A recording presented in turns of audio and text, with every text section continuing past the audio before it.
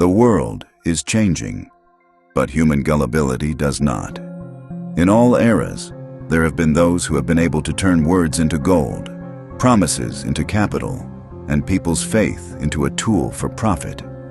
In this video, we will tell you about 5 of the most famous fraudsters in history. But the most interesting thing is that we will try to imagine how they would act today, in our digital age. Ready to find out how they would deceive you today? Victor Lustig, the man who sold the Eiffel Tower. In 1925, during a period of economic instability in France, Victor Lustig managed to pull off a scam that has gone down in textbooks.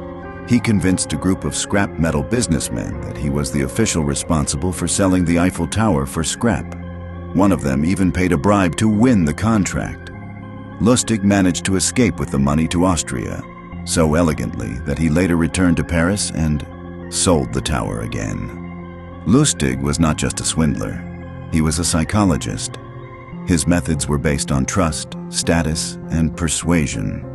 How would he deceive today? In the digital age, Lustig would most likely be the creator of large-scale schemes to sell fake NFT collections, fake licenses, or government grant support programs. He could create a website that mimics the official portal of the city administration and sell famous buildings as part of a fake restoration program. Or he could organize an auction of historical monuments in the metaverse. Everything would look official, with seals, electronic signatures, and certificates of authenticity. If Lustig was a master of paper diagrams, the next hero is the living embodiment of transformation. Illusion was his main tool. Frank Abagnell, the guy who beat the system. His story was filmed by Spielberg in the film Catch Me If You Can. In the 1960s, Frank Abagnell impersonated a pilot, a doctor, a lawyer, a teacher, and all this before his 21st birthday. He traveled the world at the expense of airlines, forged checks, and received salaries for non-existent positions. Abagnell had 2 main traits: a talent for imitation and a deep understanding of systems. He didn't break the rules, he made them play for him. How would he cheat today? Today, Frank could be the most dangerous cyber fraudster. He would create fake LinkedIn profiles, access conferences as an expert, work for companies from the comfort of his home, and even host webinars. Through social engineering, he could enter IT companies posing as a security consultant, gain access to internal systems, and steal data without ever showing his real face. He could also easily convince people to give up their passwords, without them realizing it. If Abagnell was playing with reality, our next hero created a whole country. Gregor McGregor, prince without a kingdom. In the 1820s, a Scotsman named Gregor McGregor arrived in London with startling news. He was the prince of the country of Poyais, located in Central America. He claimed that Poyais had modern cities, rich resources, and incredible opportunities for immigrants. McGregor even issued bonds for Poyais, sold land, printed tourist brochures, and hired ambassadors. The reality? Poyais never existed.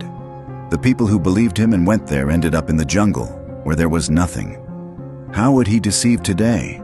A modern-day McGregor would undoubtedly be the face of a crypto startup or meta-universe. He would create a country in virtual reality, sell virtual land plots, and launch tokens with the promise of a revolutionary DAO. His presentations would have been impressive.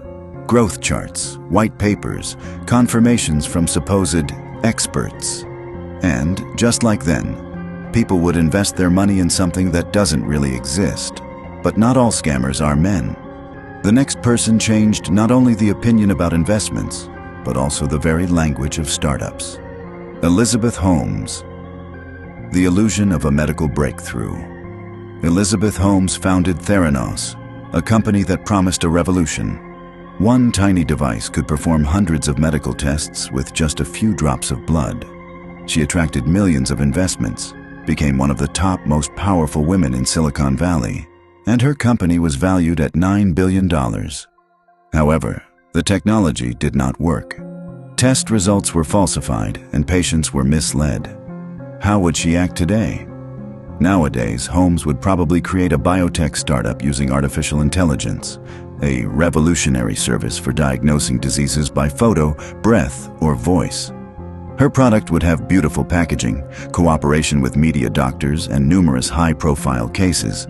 She would be convincing investors of the potential of AI in medicine, while the technology would remain raw, underdeveloped, and dangerous.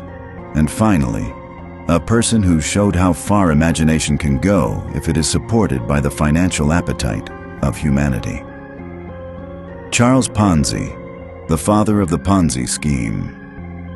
In the 1920s, Charles Ponzi promised investors incredible profits by arbitraging international postal coupons.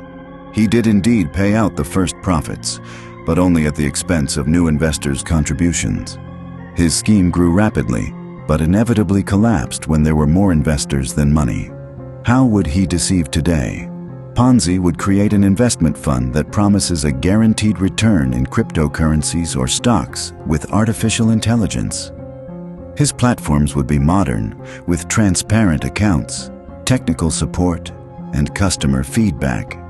People would invest when they saw a stable income, but in reality, they would simply finance the profits of those who were ahead of the curve.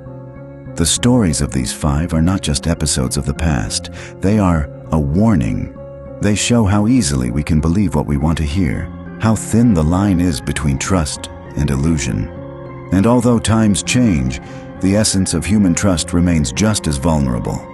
So the next time you see an offer that's too good, a charismatic leader, or an idea that seems too perfect, remember these stories and think, what would Victor Lustig or Elizabeth Holmes do today?